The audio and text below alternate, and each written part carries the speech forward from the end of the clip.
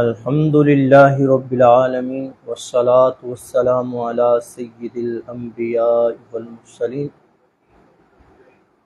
اما بعد فاعوذ باللہ من الشیطان الرجیم بسم اللہ الرحمن الرحیم۔ اللہ تبارک تعالیٰ کے فضل و کرم سے آج ہم لائیو علم و صرف کلاس کا آغاز کر رہے ہیں۔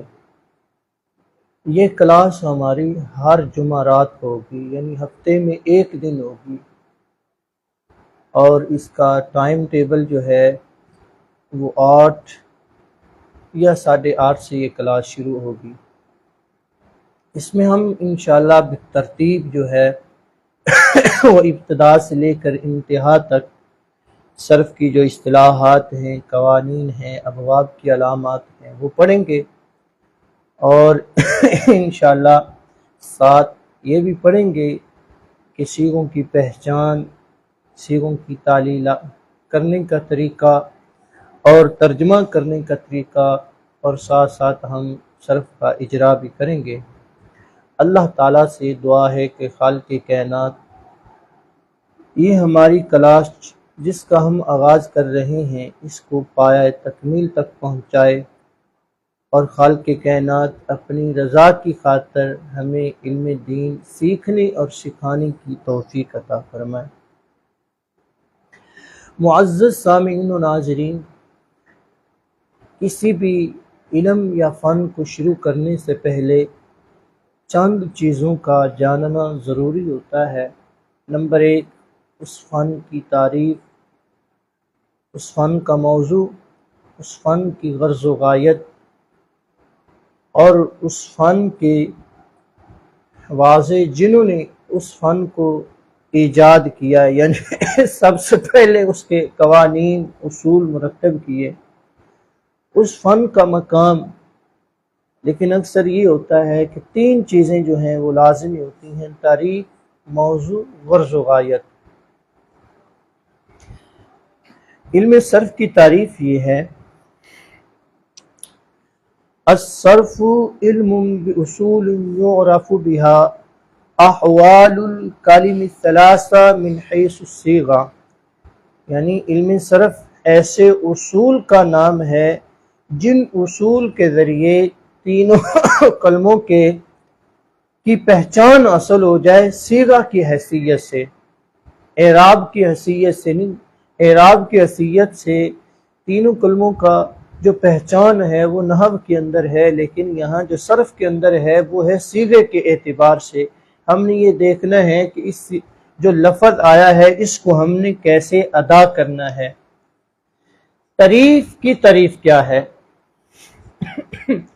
تعریف کی تعریف یہ ہے: ما یمیز الشیء عن غیرہ۔ تعریف وہ ہوتی ہے جو کسی چیز کو دوسروں سے ممتاز کر دے۔ مثال کے طور پر یہ 2 چیزیں اس کی تعریف ہے تو یہ تعریف جو ہے اس کی ہے، تو یہ تعریف اس کو اس سے جدا کر دے گی، یہ ہے تعریف۔ اب تعریف کا جاننا کیوں ضروری ہے؟ کسی بھی فن کو شروع کرنے سے پہلے اس فن کی تعریف کا جاننا کیوں ضروری ہے؟ تعریف کا جاننا اس لیے ضروری ہے تاکہ مجہول مطلق کو طلب کرنا لازم نہ آئے کہ ہم اس چیز کے حاصل کر رہے ہیں کہ جس چیز کے بارے میں ہمیں بالکل معلوم ہی نہیں کہ یہ کیا چیز ہے۔ اس لیے کہتے ہیں کہ مجہول مطلق کو طلب کرنا لازم نہ آئے، بلکہ کچھ نہ کچھ پہچان حاصل ہو جائے کہ جو ہم علم حاصل کر رہے ہیں یا فن حاصل کر رہے ہیں، پڑھ رہے ہیں، اور جس کو ہم پڑھنا چاہ رہے ہیں، اس فن کے اندر کیا چیزیں ہیں اور یہ کس کے بارے میں اس کے اندر گفتگو ہوگی۔ نمبر 2 یہ ہے اس فن کا موضوع جاننا، یہ ضروری ہوتا ہے۔ تو کیونکہ ہم علم صرف پڑھ رہے ہیں تو صرف کا موضوع یہ ہے: الکلمۃ العربی من حیث الصیغۃ والبناء، یعنی علم صرف کا موضوع عربی کلمہ سے بحث کرنا ہے با اعتبار صیغہ کے کہ یہ صیغہ اسم فاعل کا ہے، فعل ماضی کا ہے، مضارع کا ہے، امر کا ہے، نہی کا ہے، اسم فاعل کا ہے، اسم مفعول کا ہے، یہ کون سا صیغہ ہے؟ اب موضوع کی تعریف کیا ہے؟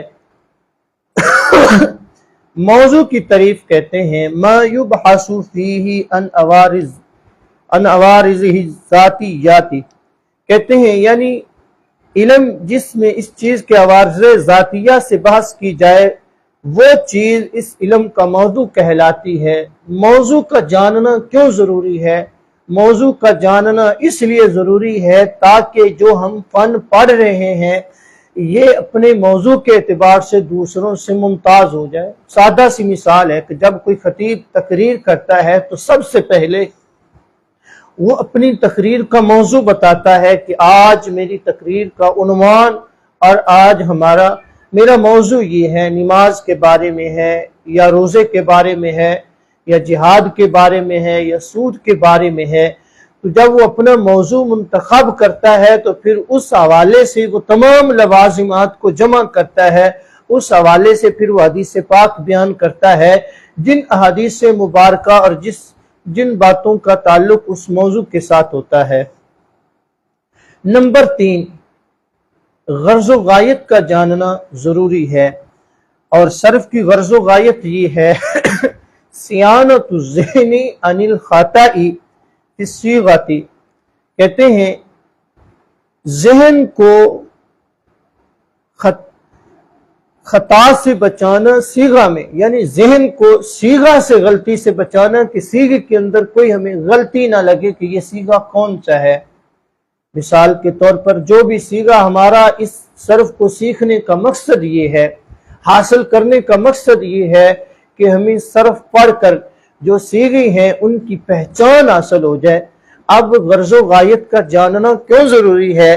غرض و غایت کا جاننا اس لیے ضروری ہے تاکہ جو ہم کام کر رہے ہیں، علم حاصل کر رہے ہیں، ہماری مشقت، ہماری محنت ضائع نہ ہو۔ اس کے اندر دو چیزیں ہیں، غرض و غایت، ان دونوں کے درمیان فرق ہے۔ غرض اور ہے، غایت اور چیز ہوتی ہے۔ ایک سادہ سی مثال آپ سمجھیں، یہ دو چیزیں ہیں۔ یہ مثال کے طور پر یہ 3 انگلیاں میری آپ کو نظر آ رہی ہیں، آپ یہ سمجھیں یہ درمیان والا فعل ہے، جس کی وجہ سے فعل ہو اس کو ہم کہیں گے غرض، یعنی جس کی وجہ سے ہم یہ کام کر رہے ہیں اس کو کہیں گے غرض، اور جو چیز فعل کی وجہ سے ہمیں حاصل ہو اس کو کہیں گے ہم غایت۔ صرف پڑھنا ایک کام ہے، ایک فعل ہے۔ یہ کیوں پڑھ رہے ہیں؟ تاکہ ہمیں صیغوں کی پہچان حاصل ہو جائے، یہ ہے ہماری غرض۔ اب یہ ہم صرف پڑھنے کے بعد اگر ہمیں پہچان حاصل ہو جائے گی، جو فائدہ اور منفعت ہوگا اس کو ہم کہیں گے غایت، یعنی جس کی وجہ سے فعل ہو اس کو کہیں گے غرض، اور جو چیز فعل کی وجہ سے ہو اس کو ہم کہیں گے غایت۔ یہ آسان تعریف ہے اور پہچان ہے، اور یہ غایت کے درمیان فرق ہو گیا۔ آگے ہے علم صرف کے واضح کے بارے میں متعدد اور مختلف اقوال ہیں۔ واضح کسے کہتے ہیں؟ واضح کہتے ہیں من وضع الشیء لفائدۃ، کہتے ہیں واضح کہتے ہیں کہ جو بندہ کسی چیز کو وضع کرے کسی فائدہ کے لیے۔ اب اس کے بارے میں مختلف اقوال ہیں۔ سیدنا علی المرتضی رضی اللہ تعالی عنہ اور سیدنا معاذ بن مسلم، یعنی مختلف اقوال ہیں واضح کے بارے میں۔ اور سیدنا امام اعظم ابو حنیفہ رحمت اللہ علیہ کا نام بھی آتا ہے، اور کہ آپ نے صرف کے اندر ایک کتاب لکھی ہے المبسوط۔ اس کے بعد یہ ہے کہ علم صرف کا مقام کیا ہے؟ مقام تو یہ آپ جانتے ہیں، مشہور مقولہ ہے الصرف ام العلوم والنحو ابوہا، کہ صرف یہ تمام علوم کی ماں ہے اور نحو باپ ہے۔ تو جب تک یہ دونوں چیزیں ہمیں حاصل نہیں ہوں گی تو عربی کے اندر ہمیں مہارت حاصل نہیں ہو سکتی۔ تو اس چیز سے معلوم ہو گیا کہ اس کی اہمیت اور علم صرف کا مقام کیا ہے۔ یہ چند بنیادی باتیں تھی، اس کے بعد ہم آتے ہیں اس کے صرف کا آغاز کرتے ہیں۔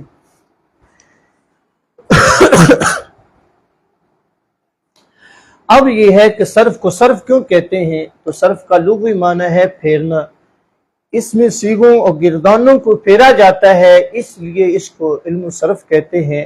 اس کے کچھ اور نام بھی ہیں، علم الاشتقاق، علم المیزان، علم الصیغہ۔ علم الاشتقاق کہتے ہیں اشتقاق کا لغوی معنی ہے نکالنا، اس میں صیغوں کو نکالا جاتا ہے، اس لیے اس کو علم الاشتقاق کہتے ہیں۔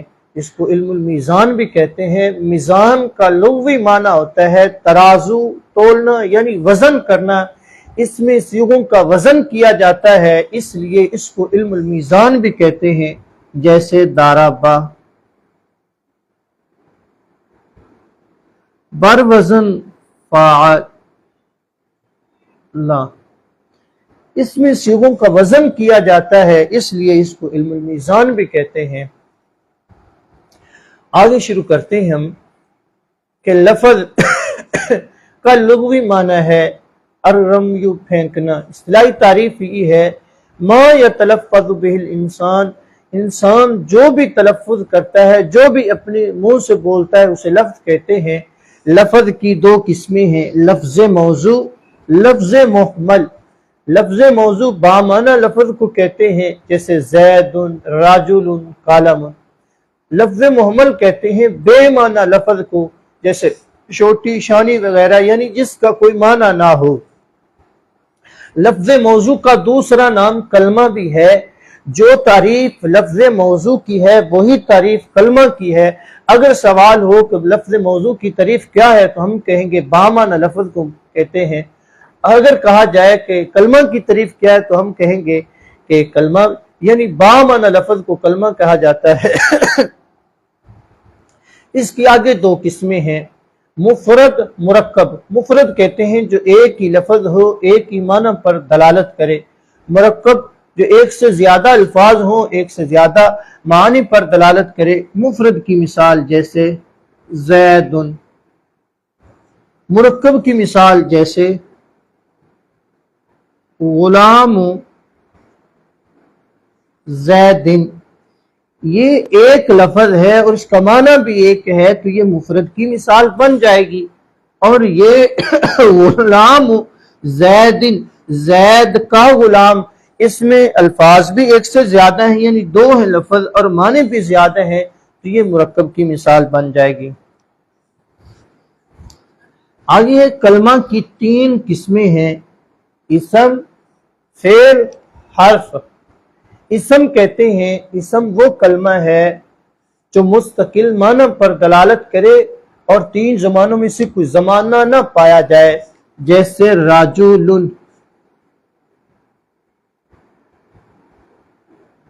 راجل کا معنی ہے مرد، یہ اپنے معنی پر دلالت تو کر رہا ہے مرد، لیکن جب اس کا ہم ترجمہ کریں گے تو ترجمے کے اندر زمانہ نہیں آ رہا۔ جیسے راجل کا معنی ہے مرد، اس نے دلالت تو کی اپنے معنی پر، مستقل معنی پر، لیکن اس کے اندر زمانہ نہیں ہے۔ فعل وہ کلمہ ہے جو مستقل معنی پر دلالت کرے، یعنی دوسرے کی محتاجی نہ ہو اپنا معنی ظاہر کرنے میں، اور اس میں تین زمانوں میں سے کچھ زمانہ بھی پایا جائے، جیسے دارابا۔ اس کا معنی ہے اس ایک مرد نے مارا۔ جس وقت ہم اس کا ترجمہ کریں گے تو یہ اپنے معنی پر دلالت بھی کر رہا ہے اور اس کے معنی کے اندر زمانہ بھی پایا جا رہا ہے۔ زمانے تین ہیں، ماضی، حال، مستقبل۔ ماضی کہتے ہیں گزرے ہوئے زمانے کو، حال کہتے ہیں موجودہ زمانے کو، اور مستقبل کہتے ہیں آنے والے زمانے کو۔ تو اس کے معنی کے اندر تین زمانوں میں سے کوئی ایک زمانہ پایا جائے گا۔ اب دارابا یہ ماضی کا ہے تو اس میں ماضی والا معنی بھی، اس کی اپنے معنی پر دلالت بھی کر رہا ہے اور اس میں ماضی والا زمانہ بھی پایا جا رہا ہے۔ حرف وہ کلمہ ہے جو نہ ہی مستقل معنی پر دلالت کرے اور نہ ہی تین زمانوں میں سے کوئی ایک زمانہ پایا جائے، جیسے من اور الہ، کہ اس من کا معنی ہے سے، الہ کا معنی ہے تک سے۔ اس کا معنی اس وقت تک ہمیں سمجھ نہیں آئے گا جب تک کوئی دوسرا لفظ ہم ساتھ نہیں ملائیں گے، تو سے کا معنی ہمیں سمجھ نہیں آئے گا۔ اسی طرح الہ کا معنی تک ہے، تو تک سے کیا مراد ہے؟ یعنی جب تک ہم اس چیز کو نہیں ملائیں گے کہ جس کی انتہا ہو تو ہمیں اس کا معنی سمجھ نہیں آئے گا۔ یعنی حرف وہ کلمہ ہے جو نہ ہی مستقل معنی پر دلالت کرے اور نہ ہی تین زمانوں میں سے کوئی زمانہ پایا جائے۔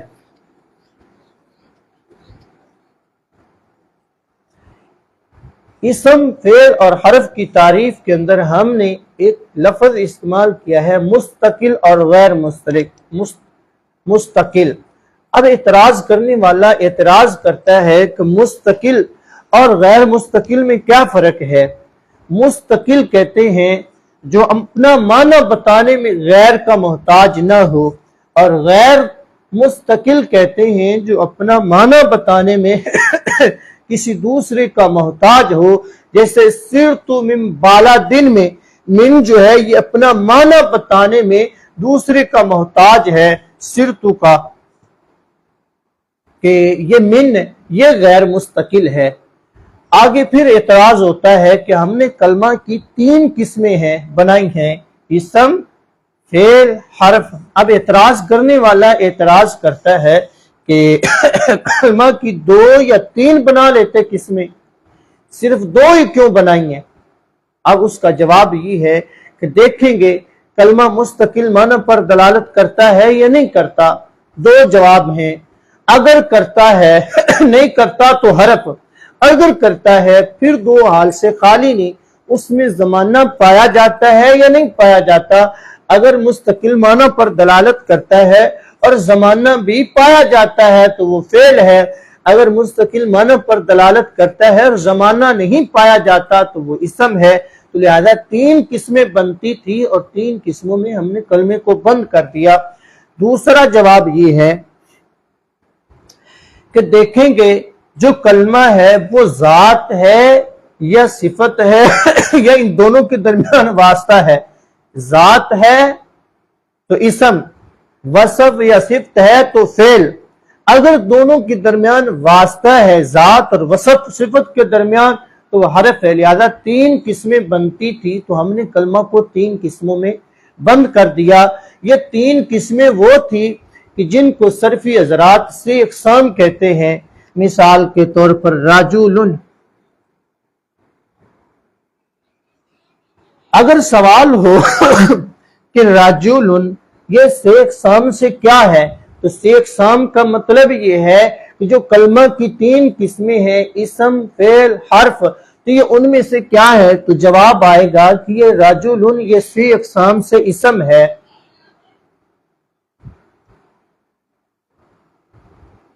نمبر 2، ضرب۔ اگر سوال ہو کہ ضرب سے اقسام سے کیا ہے، تو ہم دیکھیں گے کہ اس کے اندر علامت کون سی پائی جائے، اسم کی، فعل کی، حرف کی، تو یہ سے اقسام سے فعل بنے گا۔ من، سوال ہو یہ سے اقسام سے کیا ہے، تو جواب یہ ہے یہ سے اقسام سے حرف ہے۔ ایک علامت کے لحاظ سے بھی ان کی پہچان ہے، دوسرا یہ ہے کہ معنی کے اعتبار سے ہم دیکھیں گے مستقل معنی پر دلالت کرے اور زمانہ بھی پایا جائے تو وہ فعل ہے، مستقل معنی پر دلالت کرے لیکن زمانہ نہ پایا جائے تو وہ اسم ہے، اور نہ ہی مستقل معنی پر دلالت کرے اور نہ ہی تین معنوں میں سے کوئی زمانہ پایا جائے تو وہ حرف بن جائے گا۔ یہ ہے سے اقسام ہمارے مکمل ہوئے۔ یہ مشہور اصطلاحات ہیں کہ یہ سے اقسام، شش اقسام، ہفت اقسام صرف کے اندر۔ اس کے بعد ہے ہم شروع کرنے لگے ہیں شش اقسام، اسم اور فعل کی تقسیم کرنے لگے ہیں حروف اصلیہ اور زائدہ کے اعتبار سے، کہ اس حروف اصلیہ اور زائدہ کے اعتبار سے اسم کی 3 قسمیں ہیں، نمبر 1 ثلاثی، نمبر 2 رباعی، نمبر 3 خماسی۔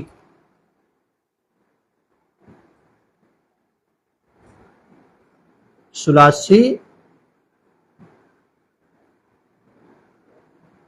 رباعی، خماسی، یہ اسم کی تقسیم کر رہے ہیں۔ ثلاثی کہتے ہیں 3 حرفی کلمہ کو، جو یعنی 3 مثال کے طور پر یہ اگر ہاتھ میں صرف 3 ہی انگلیاں ہو تو ہم اس کو کہیں گے ثلاثی، یعنی 3 انگلیوں والا ہاتھ۔ جو کلمہ 3 الفاظ سے مل کر بنے اس کو ہم کہیں گے، یہ مطلب کیا ہے ثلاثی۔ مثال کے طور پر ضربہ رجل، کیونکہ اس کی مثال رجل،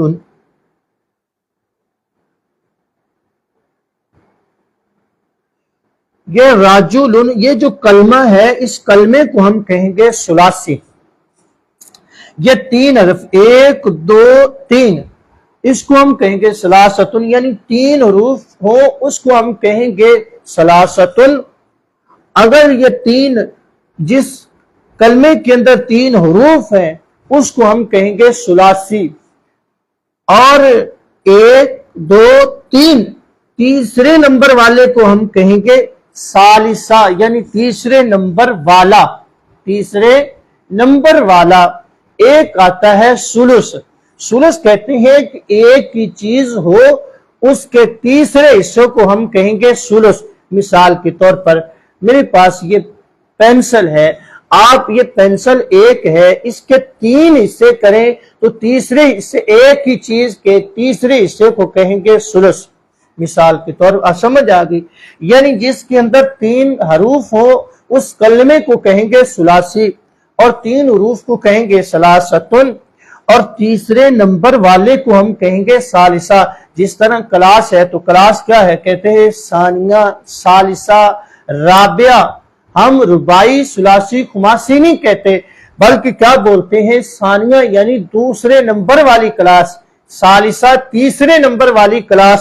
تو ثالثہ کے اندر صرف آئے گا ایک ہی، لیکن تیسرے نمبر والے کو ہم ثالثہ کہیں گے۔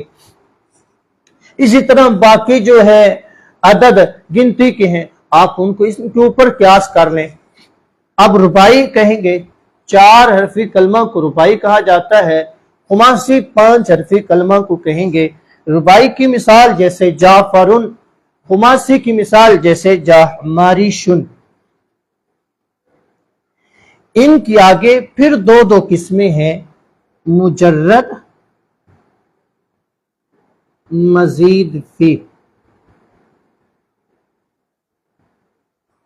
اسی طرح رباعی کی بھی 2 قسمیں ہیں، مجرد،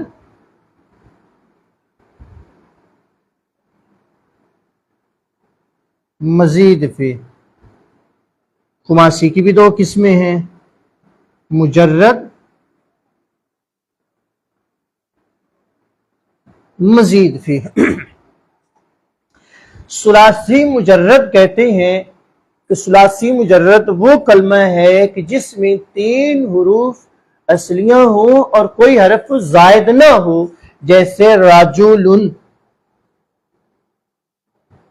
1 2 3، اس میں صرف 3 حروف ہیں۔ کوئی بھی کلمہ ہے اس کے اندر کم سے کم 3 حروف اصلیہ کو ہونا لازمی ہے۔ کوئی بھی کلمہ ایسا ہے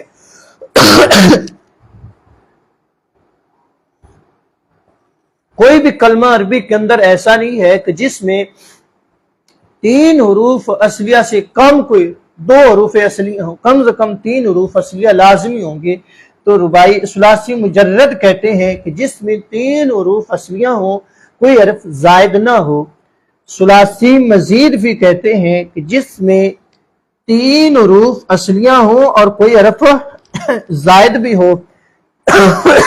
ہم نے صرف یہ دیکھنا ہے ثلاثی میں کہ 3 حروف اصلیہ ہیں، زائد چاہے 1 ہو، 2 ہو، 3 ہو، 4 ہو، 5 ہو، پھر بھی وہ ثلاثی مزید فی رہے گا۔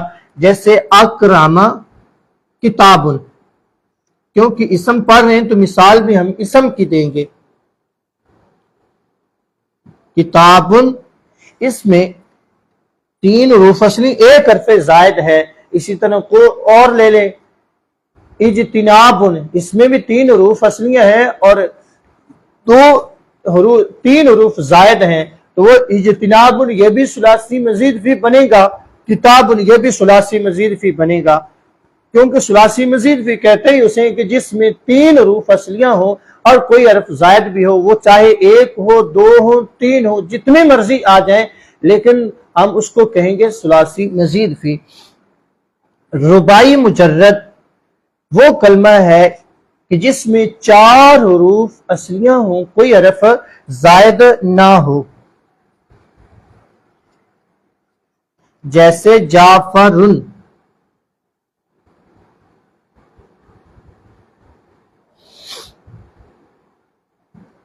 1 2 3 4.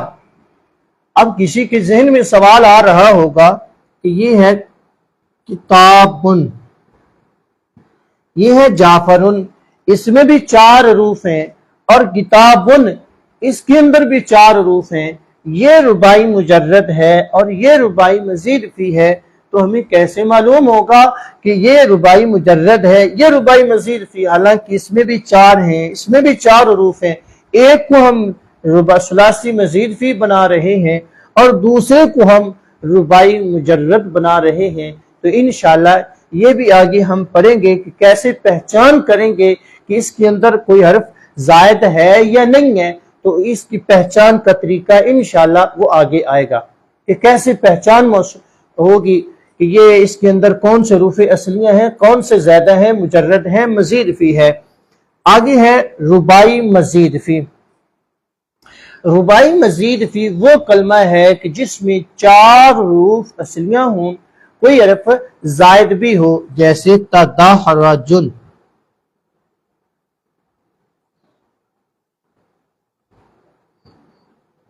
1 2 3 4 5. اس میں 4 حروف اصلیاں ہیں اور یہ تا زائد ہے، تو اس کو ہم کہیں گے ثلاثی مزید فی.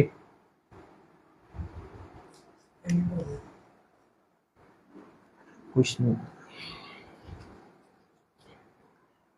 خماسی کی 2 قسمیں ہیں، خماسی مجرد، خماسی مزید فی. خماسی مجرد کہتے ہیں کہ جس میں 5 حروف اصلیاں ہوں، کوئی حرف زائد بھی ہو. جیسے جاحماریشن،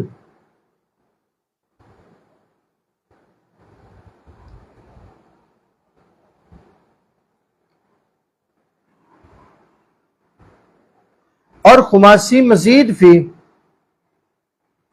کہتے ہیں جس میں 5 حروف اصلیاں ہوں، کوئی حرف زائد بھی ہو. جیسے خندریسن. یہ 6 قسمیں، مطلب ابتداً 2 تھی، 1 2 3.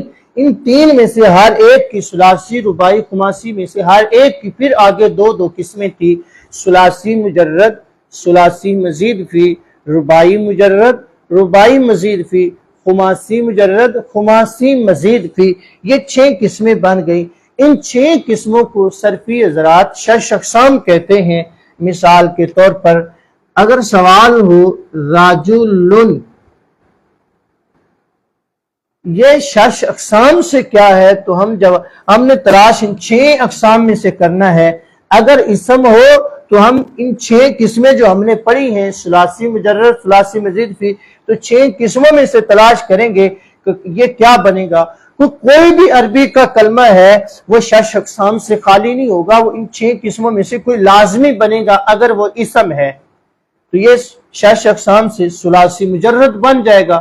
اسی طرح جاحماریشن، اگر سوال جاحماریشن 6 اقسام سے کیا ہے، تو ہم جواب دیں گے کہ جاحماریشن یہ 6 اقسام سے خماسی مجرد ہے. یہ تھی اسم کی اقسام. آگے پڑھتے ہیں فعل کی اقسام، حروف اصلیہ اور زائدہ کے اعتبار سے. 6 اقسام کا مطلب یہ ہوتا ہے کہ اس کلمے کے اندر کوئی حرف زائد ہے یا نہیں ہے. جب فعل کی پڑھیں گے تو شش اقسام کی حروف اصلیہ اور زائدہ کے اعتبار سے تقسیم تو کیا ہے، ہم خماسی کو ختم کر دیں گے۔ اسم کی تقسیم کی تھی تو اس کے اندر ثلاثی رباعی خماسی بھی آیا تھا، لیکن فعل کے اندر خماسی نہیں آئے گا۔ ان کی آگے پھر دو قسمیں ہیں، کیونکہ ثلاثی رباعی کی ہم نے پہلے تعریف پڑھی ہے۔ دو قسمیں ہیں، ثلاثی مجرد، ثلاثی مزید فی، رباعی مجرد، رباعی مزید فی۔ ثلاثی مجرد کہتے ہیں کہ جس میں 3 حروف اصلیہ ہوں اور کوئی حرف زائد نہ ہو، جیسے ضربہ۔ پہلے جب ہم نے اسم کی تقسیم کی تو اسم کی تقسیم میں ثلاثی مجرد آیا تھا تو ہم نے مثال رجل دی تھی، یہاں ہم نے مثال ضربہ کی دی ہے۔ کیوں ضربہ دی ہے؟ وہ اس لیے تقسیم اسم کی تھی تو مثال بھی ہم نے اسم کی دی، یہ تقسیم فعل کی ہے حروف اصلیہ اور زائدہ کے اعتبار سے، تو مثال بھی ہم فعل کی دے رہے ہیں۔ ثلاثی مزید فی وہ کلمہ ہے جس میں 3 حروف اصلیہ ہوں اور کوئی حرف زائد بھی ہو، جیسے اکرمہ۔ قاف را میم یہ حروف اصلیہ ہیں اور حمزہ یہ زائد ہے، تو یہ ثلاثی مزید فی فعل کی مثال بن جائے گی۔ رباعی کی بھی 2 قسمیں ہیں، رباعی مجرد، رباعی مزید فی۔ رباعی مجرد کہتے ہیں کہ جس میں 4 حروف اصلیہ ہوں، کوئی حرف زائد بھی ہو، جیسے جعفر۔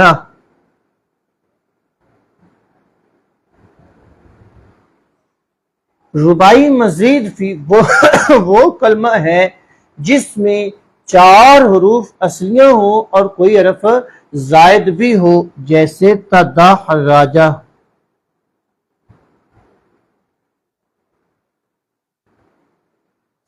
1 2 3 4 5 اس میں 4 حروف اصلیہ ہیں اور ایک زائد ہے۔ تو یہ دیکھیں ہم نے فعل کی تقسیم کی ہے تو مثالیں تمام فعل کی دی ہیں۔ کیوں کہ جب تقسیم فعل کی ہے تو مثالیں بھی فعل کی آئیں گی۔ پہلے ہم نے اس تقسیم اسم کی تھی اور مثالیں بھی اسم کی دی تھی۔